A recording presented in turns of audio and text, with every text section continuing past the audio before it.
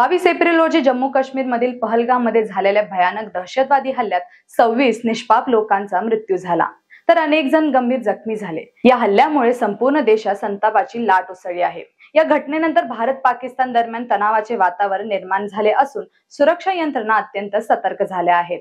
अशा गंभीर पार्श्वभूमीवर केंद्र सरकारने पंतप्रधान नरेंद्र मोदी यांच्या अध्यक्षतेखाली एक महत्त्वाची कॅबिनेट बैठक बोलावली आहे आणि या बैठकीत अनेक दूरगामी परिणाम करणारे निर्णय घेण्यात आले। तर चला पाहूया केंद्रीय कॅबिनेटमध्ये कोणते निर्णय घेण्यात आले आहेत। नमस्कार, मी आकांक्षा आणि तुम्ही पाहताय ट्रेंडी गप्पा। जातीनिहाय जनगणना।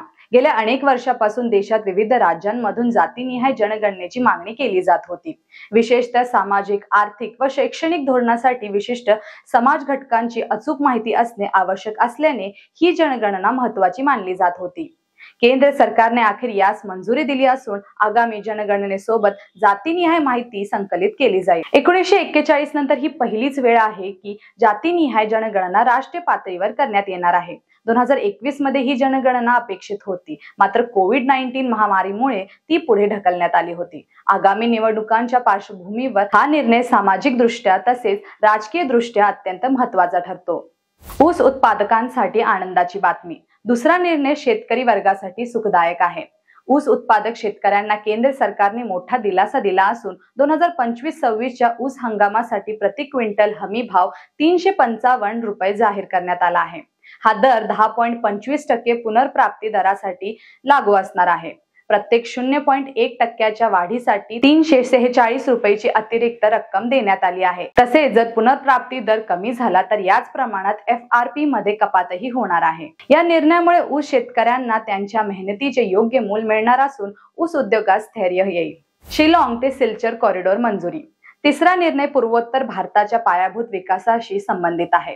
मेघालय आणि आसाम राज्यांना जोडणारा 166.8 किलोमीटर लांबीचा शिलाँग सिलचर महामार्ग मंजूर करण्यात आला असून यासाठी केंद्र सरकारने तब्बल 22,864 कोटींचा निधी मंजूर केला आहे। 160 किलोमीटर लांबीचा हा हाय स्पीड कॉरिडॉर 4 पदरी असणार असून ग्रीनफील्ड अलाइनमेंटवर बांधण्यात येईल। हा प्रकल्प पूर्ण झाल्यानंतर शिलाँग आणि सिलचर यामधील प्रवासाचा कालावधी सुमारे 4 तासांनी कमी होणार आहे।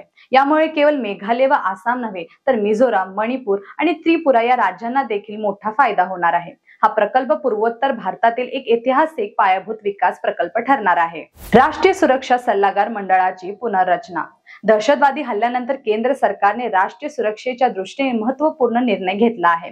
पंतप्रधान नरेंद्र मोदी यांनी लष्कराला पाकिस्तान विरोधात कारवाई करण्यासाठी मोकळे हात दिल्याचे वृत्त आहे। त्याचबरोबर राष्ट्रीय सुरक्षा सल्लागार मंडळाची पुनर्रचना करण्यात आली आहे।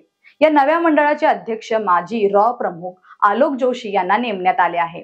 त्यांच्यासोबत माजी western air commander air marshal PM Sinha, माजी दक्षिणी लष्कर commander lieutenant general AK Singh, rear admiral Monty Khanna हे लष्करी सेवेतील अनुभवी अधिकारी मंडळात आहेत। तसेच IPS सेवा प्रतिनिधी म्हणून राजीव रंजन वर्मा आणि मनमोहन सिंग आणि IFS सेवा प्रतिनिधी म्हणून B व्यंकटेश वर्मा यांचाही समावेश आहे। या निर्णयामुळे देशाच्या सुरक्षा व्यवस्थेला अधिक बळकटी मिळेल। महागाई भत्ता वाढला। केंद्र सरकारने आपल्या कर्मचाऱ्यांसाठी आणि निवृत्त व्यक्तींसाठी देखील महत्त्वाची घोषणा केली आहे। महागाई भत्त्यात DA आणि DR 3% वाढ जाहीर करण्यात आली आहे, जी 1 जुलै 2025 पासून लागू होईल। याचा थेट फायदा सुमारे 49 लाख केंद्र सरकारी कर्मचाऱ्यांना आणि 60 लाख पेन्शन धारकांना होणार आहे। दिवाळीपूर्वी मिळालेली ही घोषणा अनेक कुटुंबांसाठी आर्थिक दिलासा ठरणार आहे। विद्यार्थ्यांसाठी PM विद्यालक्ष्मी योजना। पैशांच्या अभावामुळे कुठल्याही हुशार विद्यार्थ्याला शिक्षण अर्धवट सोडावं लागणार नाही। केंद्र सरकारने विद्यार्थ्यांना आर्थिक सहाय्य करण्यासाठी PM विद्यालक्ष्मी योजना सुरू केली आहे। केंद्र कॅबिनेटमध्ये या योजनेला मंजुरी मिळाली असून या योजनेचा लाभ वर्षाला 22 लाख विद्यार्थ्यांना मिळणार आहे। उच्च शिक्षणासाठी पैशांचे अडथळा या योजनेमुळे दूर होणार आहे। PM विद्यालक्ष्मी योजनेच्या माध्यमातून 10 लाख रुपयांचे कर्ज सहजपणे उपलब्ध होणार आहेत। तुमच्या मते या निर्णयांपैकी कोणता निर्णय सर्वात उपयुक्त ठरेल? कमेंटमध्ये तुमचं मत नक्की कळवा। व्हिडिओ आवडला असेल तर ट्रेंडी गप्पा या YouTube चॅनलला सबस्क्राईब करायला विसरू नका। धन्यवाद।